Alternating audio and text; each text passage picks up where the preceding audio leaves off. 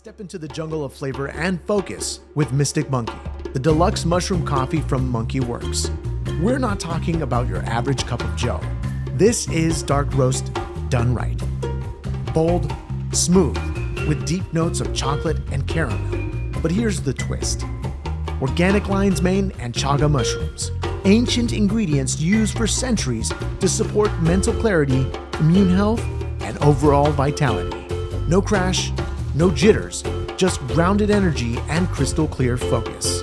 Mystic Monkey is for the ones chasing more than just caffeine. It's for the seekers, the thinkers, the doers. This isn't just coffee. It's an experience. It's Mystic Monkey. Available now at monkeywerx.com. Works for the soul. All right. Hey, welcome, monkeys. This is going to be your sit rep. It's 9/18/2025, and we are coming to you live here from the Monkey Lounge in the great state of Texas. And so today, I'm just going to tell you, when I initially started to do this video, doing the research for the show, my thought was to show just how, all of these sanctions have really put Russia on their heels, etc.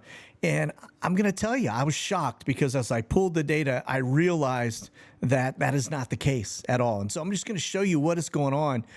And then I'm going to tell you why this is pretty important, because if the sanctions aren't working, we're running out of vehicles to really put a hurting on Russia. And hey, look, full disclosure, if you know your Bible, you know too, Russia's not going anywhere, right? You can go look at Ezekiel 38, which hasn't happened yet, all right? And Russia is front and center, okay? And so is Iran. So you just got to remember that as you start to watch the things happen and realize that it doesn't matter what we do, they're not going away, okay? So, all right, let's jump over here to the Mini. And as always, we're going to start off in Sky Glass. You can see the yellow circles. That's going to be intel, surveillance, reconnaissance, right? So these are mil intel balloons, most of them, if I kick it up high. We've got some drone activity out here as well. That's a Q4. That's this yellow circle off the East Coast. The rest of these, intelligence balloons, right? So, okay. Now, the rest of this is a mix of everything from tankers to C-17s, et cetera. So let's go ahead and start peeling it back. Now, first and foremost, we'll look at the 60s. That's going to be your Blackhawks, and you'll notice that's pretty active, sitting around 41 across the United States. That's a little elevated. Normally, I think our baseline is probably about 25 now. It seems to be, well, I mean, it's higher than it used to be. It used to only be about 6 to 8 at any given point. So 41 of those. I've stripped out the trainers. Now, the trainers are a little light. We're still sitting at 244 overall with those stripped out, but they're a little light just because of the fact that we're coming to the end of the fiscal year, and October 1 is new money, and then you'll see probably them flying the daylights out of things again. So, okay, and let me take out that 35 right there too. That peels it back another 6. Now, there were a couple things caught my eye. We've got a couple Q4s up. That's going to be high altitude intel balloons. These two are over into Europe. This one's over the United States, over kind of DC, right? And let me see if there was anything else. I don't think anything else really. We had one E6 that was up. So let's just start peeling it back a little bit. Let's look at the intel community. And again, this is going to be the last 3 days. Really light. I mean, spooky light coming out of a Constanta. That's right off the Black Sea. Went north and went dark. Looked like it was headed over towards maybe the Baltic Sea before it went dark. Then you can see a little bit of activity there over, looks like, is that Norway, Sweden, the bottom end of Sweden? Yeah. Anyway. All right. And then a little bit off of Israel. And then you can see the usual, just really southern border centric. All right, little bit of man in the middle there over Georgia, and then one that just kind of bolts and heads up to the northwest.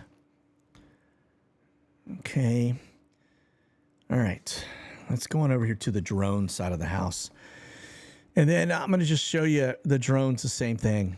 Light, like spooky light. Typically, we see a lot of activity over a 3-day period. I'm seeing nothing. I got some low altitude stuff One little Q4 that looks like it goes up and goes dark, which, that may be my own doing, because I did mention the fact that, hey, look, if I can see it, the enemies can see it. Maybe the DOD, sorry, did I say DOD? War Department. Maybe they are listening. All right. All right. Then look at this off the left coast out there over the water. That's a danger area. We'll look at that here in a minute. And then you see one that kind of disappears across the Atlantic. All right. Then let's talk sub hunters again. Very, very light, very unusual. All right. But it could be tied to, the time of year. Looks like it's left and right of Florida. A little bit off of Norfolk, and then nothing down near Venezuela. That's what you want to see, right? They're hiding, right? They're probably down there and doing a lot of work, but they're not showing their hand, which is good. That's how you get the bad guy, right? You don't let them know you're coming. All right, a little bit there, that little pinch point near Gibraltar. You can see that near at the bottom end of Portugal. Okay, looks like they're doing a little work there as well. And then R135 activity, nothing. Like, when's the last time we looked at Europe and saw zero R135 activity? It's been a while, been a hot minute. Off the same area, off the Pacific danger, they're looking at ship traffic. And then you get down, Caribbean, et cetera, zero, nothing. Okay. All right. And then we're going to look at the AWACS. Excuse me. And then you can see that just, little man in the middle stuff there over Europe. See something bounces down kind of towards Italy, down there near the heel, bottom of the foot.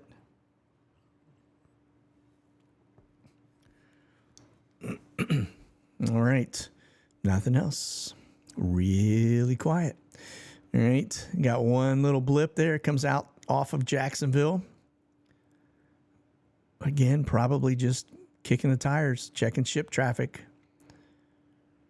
All right, very specific in nature. Right? No just out hanging about. Okay.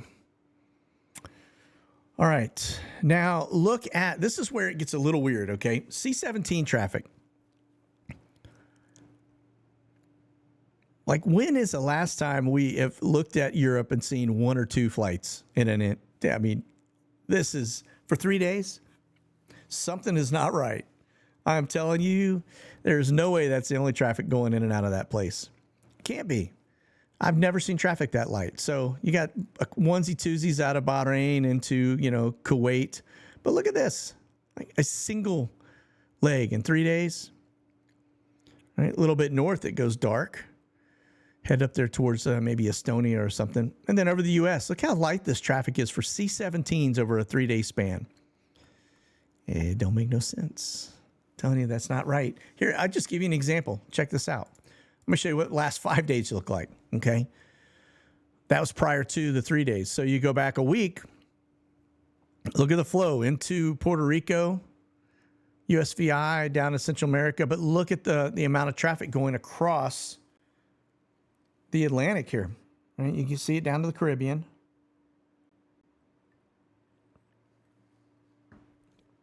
Look at that. Look at the volume. Insane. Insane. Lots of stuff going into the UK, hot and heavy going into Ramstein, and hot going down to the Middle East. And then all of a sudden, it just goes to nothing. Yeah, that dog to hunt. Something's not right. Okay. Okay. This is command structure or staff or aircraft, something like that. Anyway, just notice you got one heads down to Panama. Interesting. Okay. You can see him kind of west coast, back and forth. Then you can see that's going to be Air Force One, went across over to the UK. Still there right now. We'll look at his calendar. He's coming back today. What was weird was I thought the last time I looked at it, it actually showed him coming back the same on the same itinerary there, and it maybe that was just a random. So okay, now here's the other thing. Air refuelers, right? Take a look at the amount of traffic over a 3 day span, right? Over the United States. It looks a little light, doesn't it? All right. Notice down there off the coast of Southern California, little active there, down towards the border, southern flank. You can get them out over the Gulf of America. up the East Coast. Yeah, a little bit of thickness there over the U.S., center of the U.S. Nothing over the Caribbean, which they're there, right? A little bit over the North Sea. That's probably tied to Trump's visit. Okay, and then a little bit there off of Italy. But did you notice there was zero traffic going across the Atlantic from a air refueler perspective? And that's not right because Trump's Air Force One, when he's going across, he's got fighter escorts. So they can't make it across without air refuelers.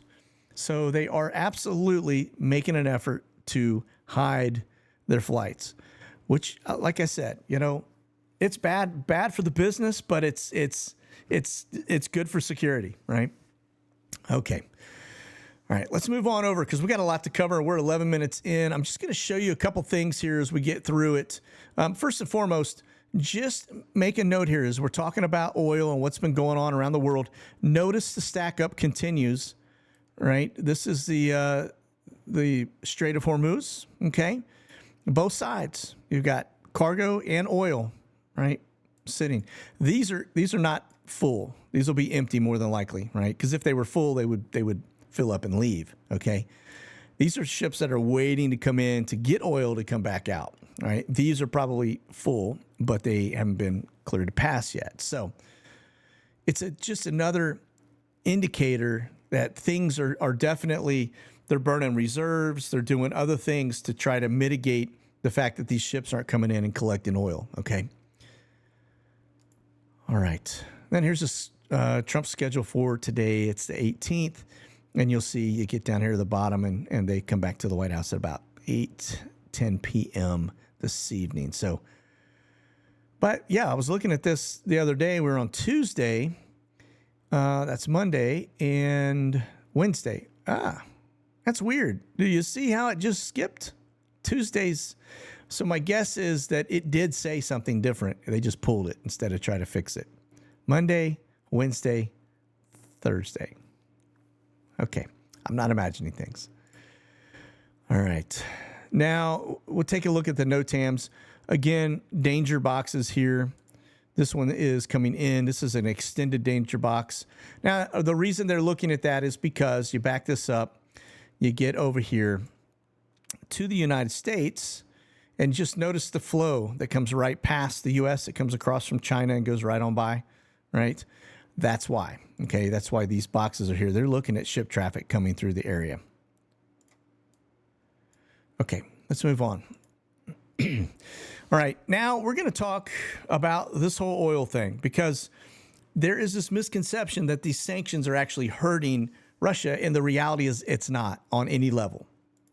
You may remember back when flashbang was in, right?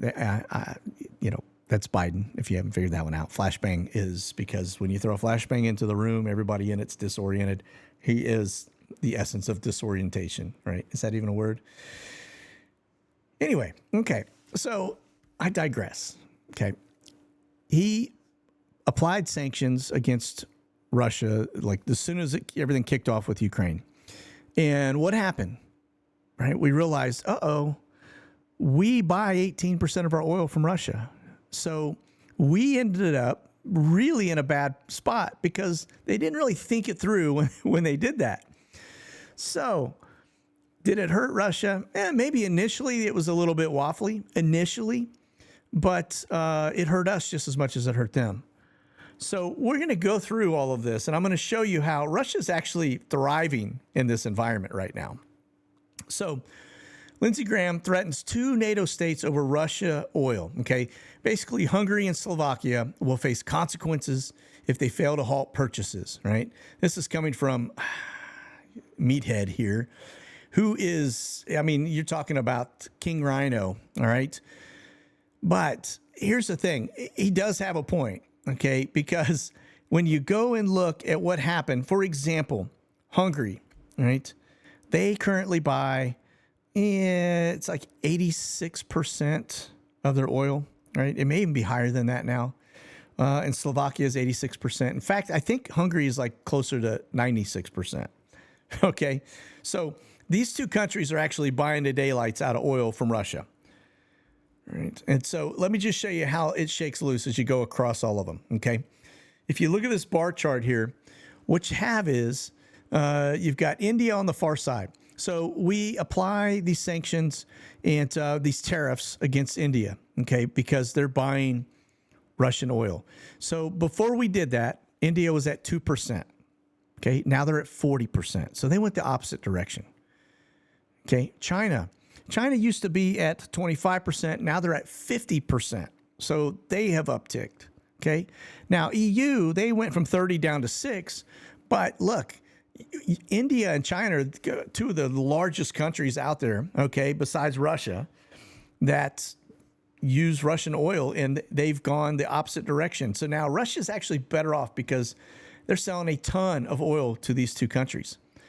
And then, of course, you can see Hungary, they went the opposite direction. And then Slovakia actually dropped down. So they were really high as well, actually closer in the 90 percentile.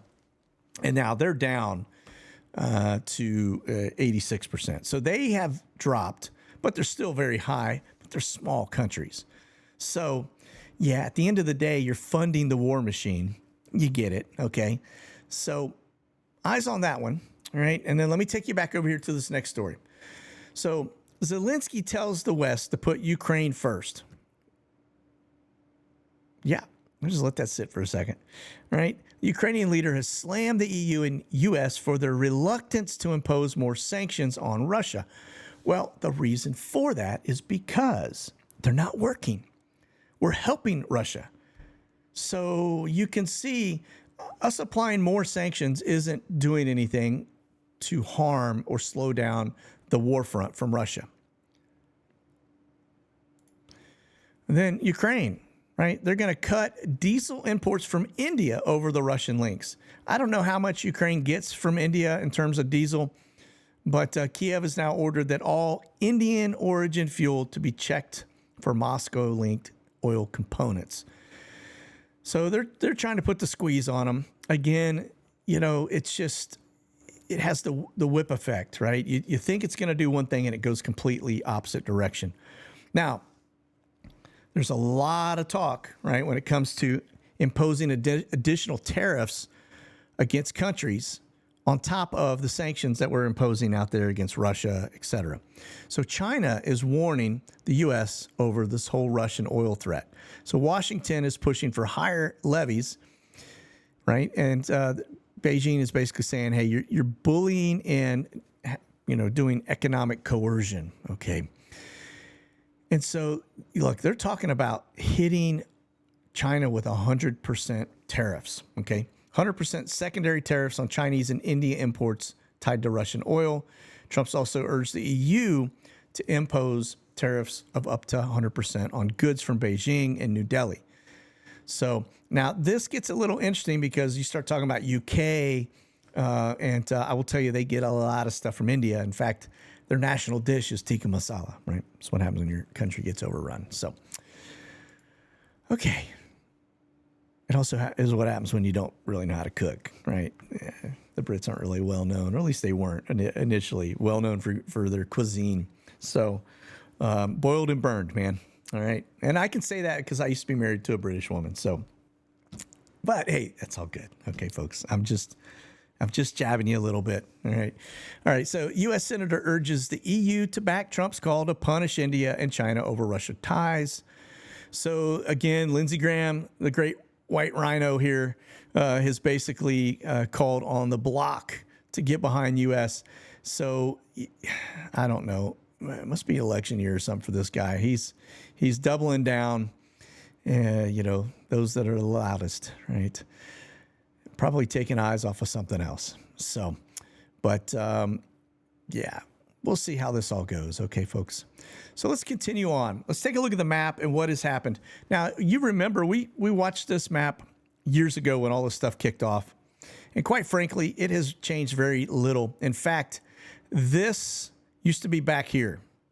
You can see the gains, right? And we'll talk about that here in just a second. These are drone hits, right? That hit around. So this would be Russia, right? Russia drones, air defense systems. But here you get out to these areas and you see that there are oil refineries that are getting smacked. Okay. Again, smacked. Now, interesting thing when you start talking about the oil refineries, because that is where things start to get a little interesting. Because look, this is how it's been going down. Okay, Ukraine has been hitting and attacking Russia's oil refineries. Even though the sanctions aren't working, Ukraine has taken on a different approach. Right? They've hit 30 plus facilities. Right? Refineries, depots, storage since mid 2024. Now that's coming from Zelensky. Okay, himself. 10 major refineries seriously disrupted just this year alone. And then damage is about 17% of Russia's refining capacity, right? Equates to about 1.1 million barrels a day. And then repeated hits on key plants. So just as they get them back up and running, boom, they hit them again, okay? Then on the other side, right? Ukraine oil and energy infrastructure is also getting hit. Ukraine forced to seek $1 billion in gas imports just to cover the storage shortfalls. So you can see the energy side of the house is getting just flambasted, okay? All right, let's keep going. Ukraine long-range attacks hammer St. Petersburg energy infrastructure. So again, Russia's Baltic Sea city in Russia's second most important region saw Ukraine's special forces set shadow tankers and an oil refinery ablaze, then ambush a fuel train within 72 hours. This is an oil tanker that's on fire. This just reminds me of the book Red Storm Rising. You know, you get into the old Tom Clancy novel, and this is the kind of stuff that took place before Russia actually was making plans to strike its enemies. So it's a pretty amazing book. If you haven't read it, you should check it out. It's really good. Okay, and then this was just a couple days ago. Ukraine strikes major Russian refinery with a drone assault. So they're using drones. They're not necessarily using missile systems, or they're using the special forces guys to go in there and do a little C4, right? And then this is back. Now, this is from August. So just, a month ago, Ukrainian drones hit a Russian oil refinery in Samara. So again, right, this just takes things offline, and it prevents Russia from exporting their oils because they can't refine it to sell it. Okay. All right. Ukrainian drones attacks target Russian oil refineries. Again, this was from February of this year. So you can see the trend here. Absolutely going after refineries because the sanctions aren't working, right? And so now, why, again, is this important? Because if you continue to take out their refineries and you continue to limit their ability to produce revenue for the country, it's going to come to a head here sooner or later, right? We've seen the sanctions aren't working. Russia's not bending a knee. They're not coming to the table. Had a good little meeting with Trump, between Putin and Trump, and thought maybe something was going to happen after that, but it hasn't, okay? If anything, it went the opposite direction. So pay attention to this. Like I said, you get to Ezekiel 38, Russia's still here, folks. So they're not going anywhere. What is likely going to happen is you're going to end up poking the bear just enough times where the bear is going to actually start coming out of its hibernation, okay? All right, NATO bulks up on air defenses with Eastern Sentry after the shoot down of all the Russian drones. Remember, they had 19 drones that penetrated their airspace. I think it was a dry run by the Russians just to see what the response was, right? No real targets intended, but just knowing, hey, we're going to breach and just see, do they get shot down? How long does it take them to respond, et cetera. But nonetheless, this, you can see things are starting to continuously kind of flex, right? Now, this is going to be your Bohica moment, right? And so Ukraine, what strange and oddly just out of character, says they need another $120 billion for defense in 2026. So they got their hand out again. The problem they are up against is the fact that, look, they've got to get NATO engaged in this war at some point because they're bleeding all of the countries' equipment and money that are feeding this war machine. They're not gaining any ground. In fact, they're losing ground, and everybody just keeps putting, nickels in the till. Okay, so look at this. To my point, top Russian officer reports advances on all Ukrainian fronts. I go back over here, and again, as I was saying, went a little too far. These were the fronts, and you remember they were back here, and so they are absolutely gaining ground. They're starting to really, really take big areas now. All right. Let's get back over here to this.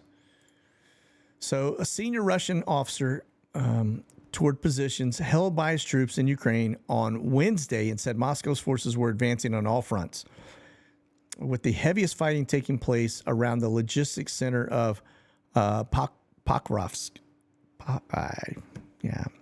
Words. They mean things, especially when you can say them right. But nonetheless, whatever that spot was, all right? Okay. Well, listen, that is going to do it for our sit rep today. I, just pay close attention to how these things are shaking loose because everybody is posturing for war. The sanctions aren't working.